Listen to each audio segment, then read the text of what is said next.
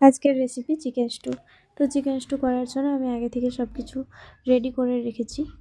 দেন আমি কড়াইতে সাদা তেল দিয়ে গোটা গরম মশলা দিয়ে দিলাম। তারপর কুচানো পেঁয়াজগুলো দিয়ে পেঁয়াজটা ভালোভাবে নাড়াচাড়া করে নিলাম। দেন আমি কুচানো রসুন আর আদাটা দিয়ে দিলাম, কাঁচা লঙ্কাও অ্যাড করলাম। দেন ভালোভাবে ভাজা ভাজা হয়ে গেলে ওই 2-3 মিনিট মতন ভেজেছি। দেন আমি আগে থেকে চিকেনটা একটুখানি নুন আর তেল দিয়ে ম্যারিনেট করে রেখেছিলাম, ওই চিকেনটাই দিয়ে দিলাম। তারপর চিকেনটা একটুখানি ভেজে নিয়েছি। তো চিকেনটা ভেজে নেওয়ার পর আগে থেকে কেটে রাখা সবজিগুলো অ্যাড করছি। সবজিগুলো দিয়ে ভালোভাবে নাড়াচাড়া করে নিলাম।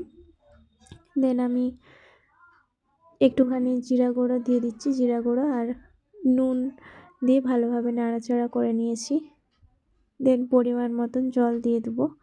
তো জলটা একটুখানি দেখে শুনেই দেবেন আপনারা, খুব বেশিও না আর খুব কমও না।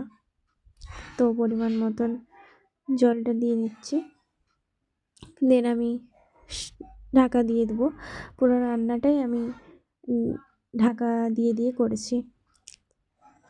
তো ঢাকা দিয়ে আমি 10 থেকে 15 মিনিট মতন কুক করে নেব।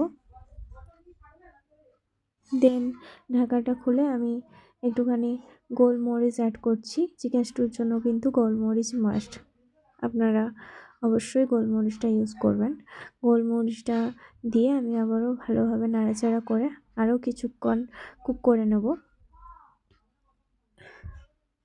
তো দেখুন আমি আরও কিছুক্ষণ কুক করে নিয়েছি। তো সব কিছু বেশ ভালোভাবে সিদ্ধ হয়ে গেছে। তো আমার চিকেন স্টু রেডি। আজ এই পর্যন্তই।